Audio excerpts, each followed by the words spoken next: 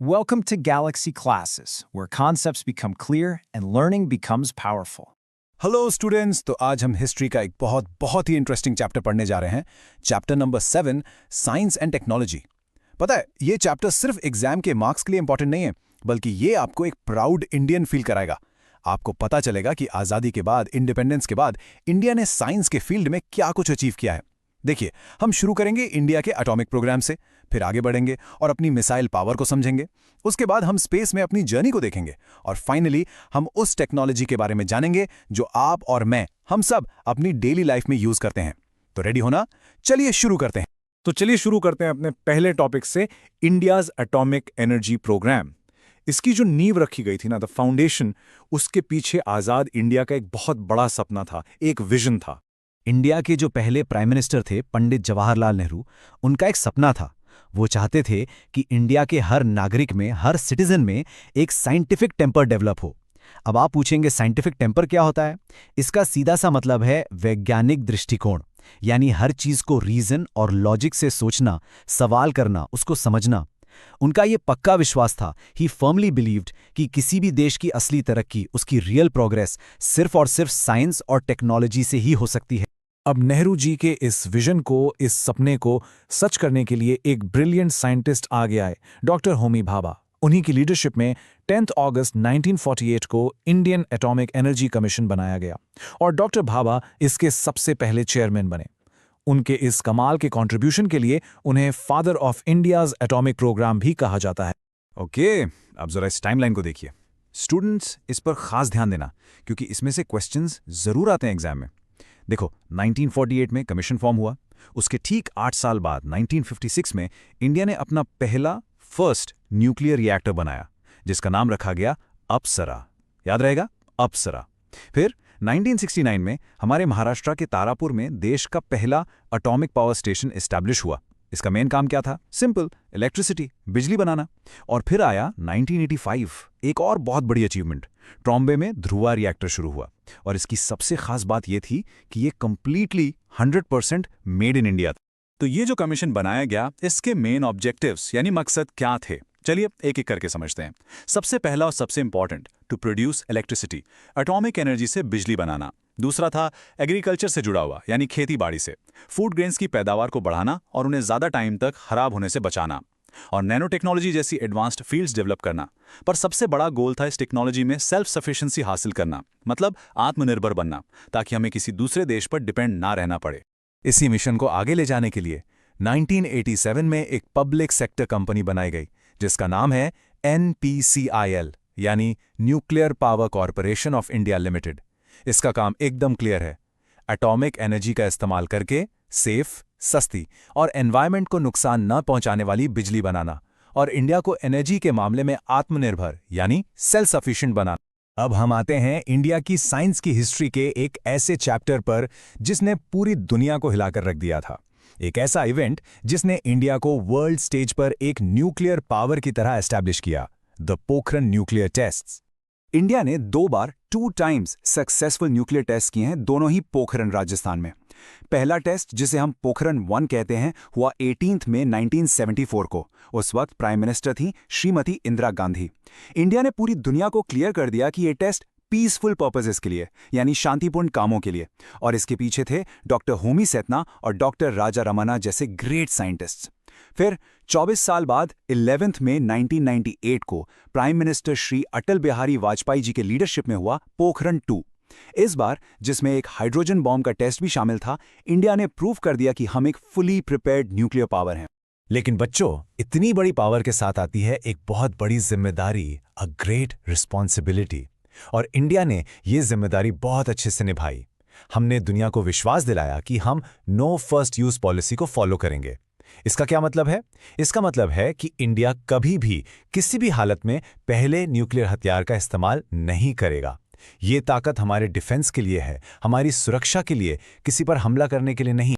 Nuclear power के बाद अब चलिए बात करते हैं इंडिया के डिफेंस के दूसरे सबसे इंपॉर्टेंट पिलर की, हमारे मिसाइल प्रोग्राम की। ये प्रोग्राम इसलिए शुरू किया गया ताकि हम अपनी सुरक्षा के लिए, अपनी डिफेंस टेक्नोलॉजी के लिए किसी दूसरे देश पर निर्भर ना रहें, यानी सेल्फ सफिशिएंट बन सके। और जब भी कभी भी इंडिया के मिसाइल प्रोग्राम की बात आती है, तो एक ही नाम सबसे पहले दिमाग में आता है, डॉक्टर एपीजे अब्दुल कलाम। उन्हीं के विजनरी लीडरशिप में DRDO यानी defence research and development organisation ने IGMDP integrated guided missile development programme शुरू किया, और उनके इस लाजवाब इनक्रेडिबल कंट्रीब्यूशन के लिए ही हम सब उन्हें प्यार से और रिस्पेक्ट से मिसाइल मैन ऑफ इंडिया कहते हैं। तो इस प्रोग्राम के अंदर इंडिया ने एक से बढ़कर एक पावरफुल मिसाइल्स डेवलप की। चलो इस टेबल से इनको आराम से समझते हैं। देखिए, सबसे पहले है पृथ्वी। ये है surface to surface ballistic missile. Simple शब्दों में, जमीन से लॉन्च करो और जमीन पर ही टारगेट को हिट करो। इसके अलग अलग वर्जन्स हमारी आर्मी, एयरफोर्स और नेवी तीनों के लिए बनाए गए। फिर आती है अग्नि। ये भी एक सरफेस टू सरफेस मिसाइल है, पर बहुत स्ट्रेटेजिक है। अग्नि 1 इतनी सक्सेसफुल रही कि इसके बाद और भी एडवांस वर्जन्स बने, जिसने हमारी डिफेंस को बहुत ज्यादा स्ट्रांग बना दिया। नेक्स्ट है आकाश। नाम से ही क्लियर है, आकाश यानी सरफेस टू एयर मिसाइल। ये हवा में दुश्मन के फाइटर जेट्स को तबाह कर सकती है। और लास्ट में है नाग। ये है एक एंटी टैंक मिसाइल, और इसकी टेक्नोलॉजी तो कमाल है। फायर एंड फॉरगेट, मतलब एक बार लॉन्च कर दिया तो बस भूल जाओ, ये मिसाइल अपने आप अपने टारगेट को ढूंढेगी और डिस्ट्रॉय कर देगी। ब्रिलियंट। जमीन पर, हवा में अपनी ताकत साबित करने के बाद इंडिया ने अपनी नजरें उठाईं आसमान की तरफ, रीचिंग फॉर द स्टार्स। तो चलिए अब हम देखते हैं इंडिया की इस शानदार इनक्रेडिबल जर्नी टू स्पेस को। बच्चों, ये टाइमलाइन भी एग्जाम के लिए सुपर इंपॉर्टेंट है, इसको अच्छे से याद करना। देखिए, हमारे स्पेस सफर की शुरुआत 1961 में हुई, जब केरला के थुम्बा से एक छोटा सा रिसर्च रॉकेट लॉन्च किया गया। फिर आया 15 अगस्त 1969, एक हिस्टोरिकल डेट, जब ISRO यानी इंडियन स्पेस रिसर्च ऑर्गेनाइजेशन की स्थापना हुई। 1975 में हमने अपनी पहली सैटेलाइट आर्यभट्टा लॉन्च की, सोवियत रशिया की हेल्प से। ये एक बहुत बड़ा कदम था। फिर 1981 में हमने एक और माइलस्टोन अचीव किया, जब हमने एप्पल लॉन्च की। ये खास थी क्योंकि ये पूरी तरह से इंडिया में बनी पहली सैटेलाइट थी। और 1983 में INSAT-1B के लॉन्च ने इंडिया में कम्युनिकेशन का पूरा तरीका ही बदल दिया, एक रेवोल्यूशन ला दिया। तो आखिर इन सैटेलाइट से आम आदमी की लाइफ में क्या फर्क पड़ा? Let's see. देखिए, भास्कर 1 सैटेलाइट ने रिमोट सेंसिंग टेक्नोलॉजी का यूज किया। अब रिमोट सेंसिंग क्या है? सिंपल भाषा में समझो, ये स्पेस से लिया गया एक हाईटेक एक्सरे है जो जमीन के नीचे पानी कहाँ है, मिनरल्स कहाँ है, ये बता सकता है, और मौसम का भी आगे का हाल बता सकता है। फिर एप्पल सैटेलाइट ने एजुकेशन के फील्ड में बहुत हेल्प की, और इनसैट सीरीज ने तो क्रांति ही ला दी। Telecommunication, television, radio, weather forecasting, सब कुछ पॉसिबल हो गया।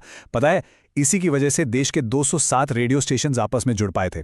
चलिए अब आगे बढ़ते हैं और उन टेक्नोलॉजीज की बात करते हैं जिनका असर हर इंडियन की रोजमर्रा की जिंदगी पर पड़ा डायरेक्टली। इंडियन रेलवेज तो इंडिया की लाइफलाइन है, हम सब जानते हैं। टेक्नोलॉजी ने इसे और भी बेहतर बनाया। वेस्ट बंगाल में जो चितरंजन लोकोमोटिव वर्क्स है, वहाँ स्टीम, इलेक्ट्रिक, डीजल हर तरह के ट्रेन इंजन्स बनाए गए।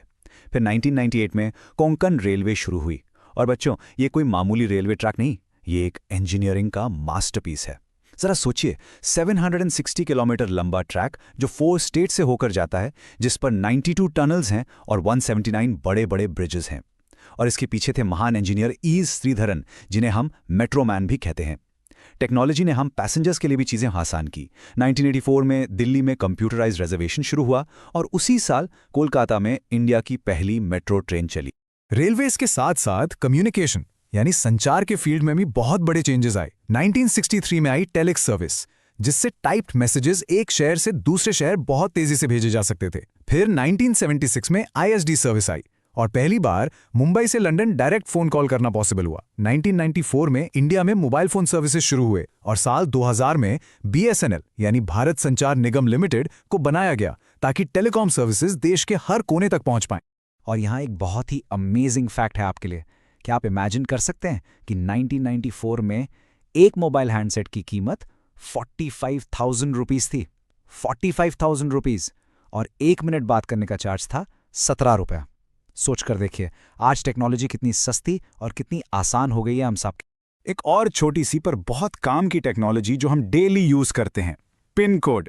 ये जो 6 डिजिट का कोड है ना, ये 15 अगस्त 1972 को शुरू किया गया था, ताकि लेटर्स और पार्सल्स की डिलीवरी एफिशिएंट हो सके, आसान हो सके। इसका हर डिजिट का एक मतलब है। पहला डिजिट बताता है रीजन, दूसरा सब रीजन, तीसरा मेन डिस्ट्रिक्ट, और आखिरी 3 डिजिट से उस एरिया के लोकल पोस्ट ऑफिस की पहचान होती है। तो स्टूडेंट्स, इसी के साथ हमने इस चैप्टर के सारे इंपॉर्टेंट टॉपिक्स कवर कर लिए हैं। अब चलिए एक जल्दी से रिवीजन करते हैं, एक क्विक रीकैप, ताकि सारे पॉइंट्स आपके दिमाग में एकदम फ्रेश हो जाएं। So students, what have we learn today? हमने आज इस पूरे चैप्टर में क्या-क्या सीखा? ये माइंड मैप देखिए, ये इस पूरे चैप्टर की परफेक्ट समरी है। हमने देखा कि कैसे साइंस और टेक्नोलॉजी एक मॉडर्न इंडिया बनाने के सेंट्रल आइडिया थे।